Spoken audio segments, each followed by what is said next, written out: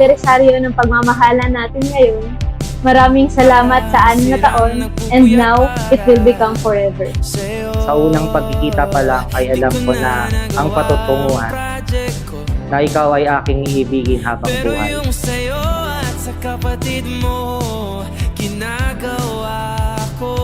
Iiwan ng lalaki ang kanyang ama't ina at makikisama sa kanyang asawa at ang dalawa ay magiging isang laman.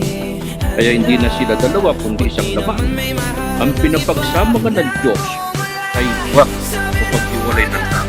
Naalala ko pa noong unang anibersaryo natin, pumunta tayo sa Baguio, parehas nating hindi kabisado, tanging ways lang ang ating sinusundan.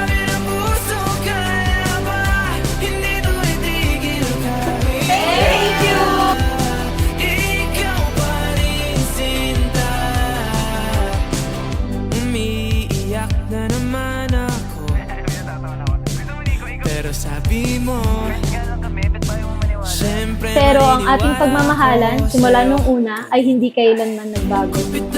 Sabay tayong lumaban sa bawat hamon ng buhay na dumaan sa atin. Na alam kong naniniwala sa pagmamahalan na meron tayong dalawa.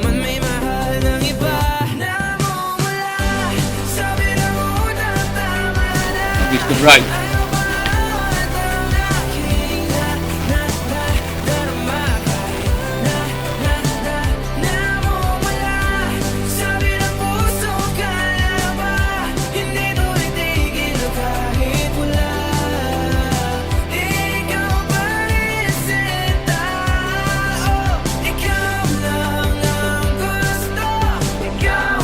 Ito na yung ito na yung araw na pinakahihintay natin. Ngayon, happy 6th anniversary sa'yo. Tuloy-tuloy na to. I love you, Dee. Mahal na mahal kita, Hazel. Happy 6th anniversary. Mami, ito na yung pagkakataong makakasama mo na ako. Ayun, wala nang atrasan to. Kaya natin ang lahat basta magkasama tayo. I love you so much.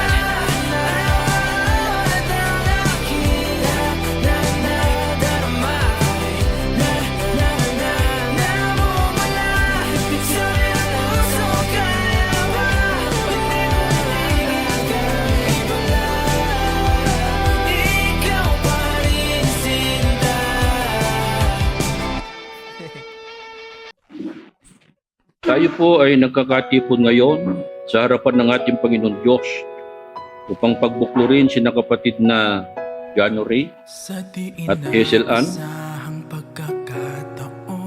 pamamagitan po ng banal na pagkakasal.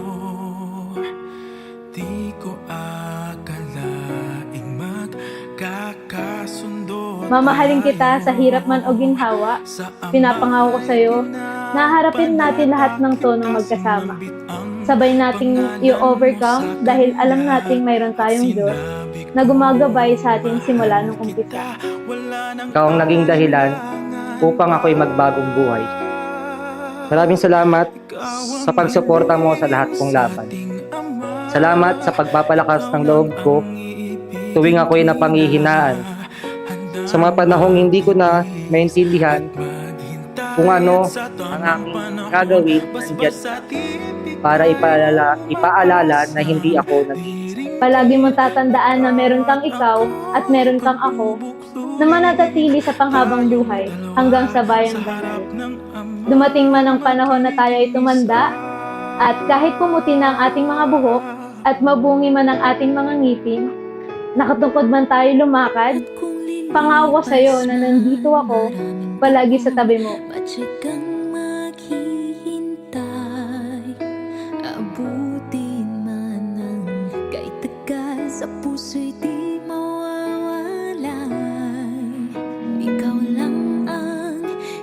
Bayang ito'y maging tatak ng inyong pinagbuklod na kapalaran at ang iyong pagkakasundo, pagsusuyuan, pagmamahalan at katapatan, na sa pamagitan nito'y mula ngayon ay natatalian kayo hanggang sa kayo papaghiwalay ng kamatayan.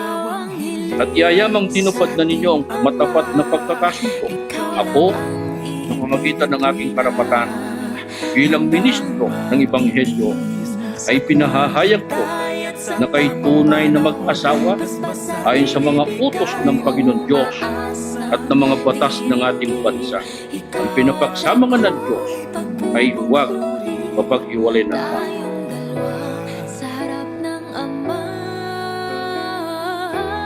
Hindi ko man maipapangako na maging perpektong asawa sa iyo, maipapangako ko naman na ikaw ay aking mamahalin tunay.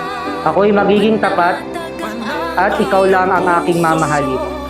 Poprotektahan kita sa lahat at iingatan ng iyong puso. Mamahalin kita hanggang sa bayang banal. Mahal na mahal kita, aking asawa. Happy 6th anniversary. I love you.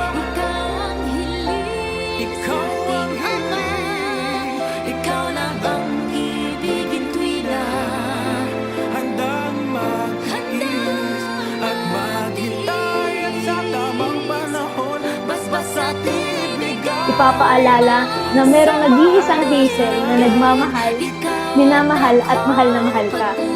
B. Jano, biyaya ka sa akin ng Ama, na buong buhay kong itataas at ipagpapasalamat sa Kanya. Mahal na mahal kita, D, magpasawalang hanggan at magpakailanman. Sa Ama lahat ng kapurihan.